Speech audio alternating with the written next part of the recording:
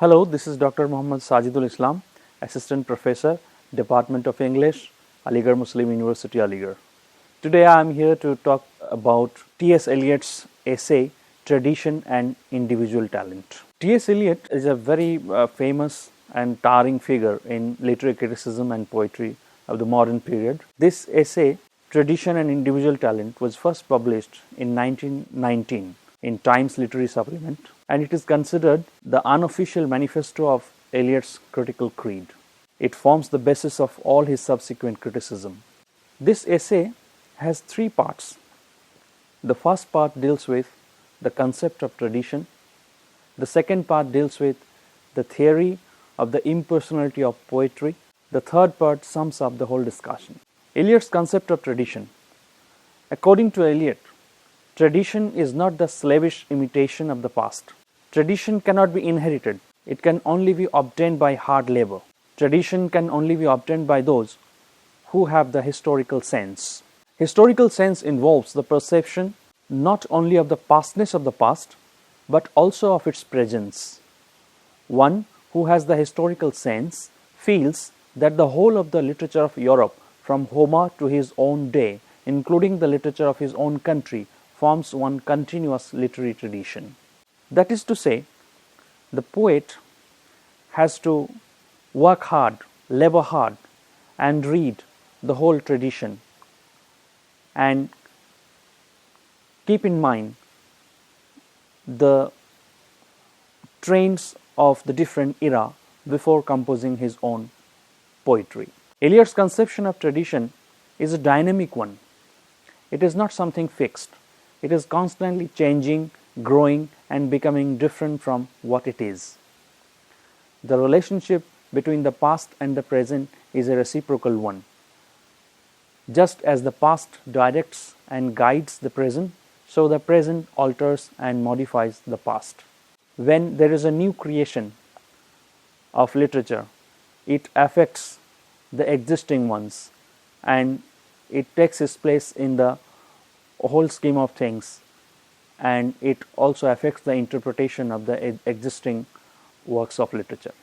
A writer must seek guidance from the past and conform to the literary tradition. The theory of impersonality of poetry. The poet, according to Eliot, must be as impersonal as a scientist. The emotions and passions of a poet must be depersonalized before it enters into the poetry. Eliot says, the more perfect the artist, the more completely separate in him will be the man who suffers and the mind which creates. That is, the poet deals with different emotions and feelings that can be his personal emotions and feelings, or it can be experienced by him in some other ways. But these two things should be very, very separate.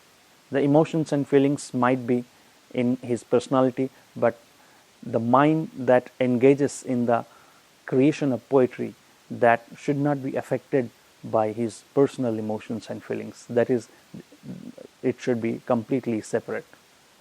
The personality of the poet is a mere receptacle. Eliot says it is just like a catalyst in a chemical reaction. That is a kind of receptacle where the emotions are collected and takes the form of poetry after refinement. Eliot says honest criticism and sensitive appreciation is directed not upon the poet but upon the poetry. That is, the job of a critic is not to criticize the personality of the poet but the poem as such. Eliot's conception of poetry. Poetry, according to Eliot, is organization rather than inspiration. Eliot does not believe in the theory of inspiration, that is, the poet should be inspired to write. He rather believes that it is more of organization. The greatness of a poem depends upon the intensity of the process of poetic composition, which is a hard labor.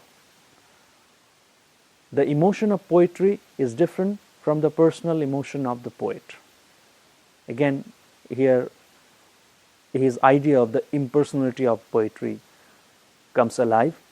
The emotion of the poet does not enter into his poetry directly or as it was. The emotion of poetry must be complex and refined. The emotion that a poet might have felt in his personal life or might have experienced in some other ways cannot enter into poetry as it is. It must be refined and had to be made complex. Even the emotions which the poet has never personally experienced can serve the purpose of poetry. Eliot concludes his essay by saying that poetry is not a turning loose of emotion, but an escape from emotion. It is not the expression of personality, but an escape from personality. This essay, Tradition and Individual Talent, forms the basis of Eliot's critical creed and his classicism. He encourages and he gives a great responsibility upon the poet, that a poet cannot create or compose his poetry in isolation. He has to take into consideration the existing train right from the classical age, and it is not something that will be read and interpreted in isolation. Thank you.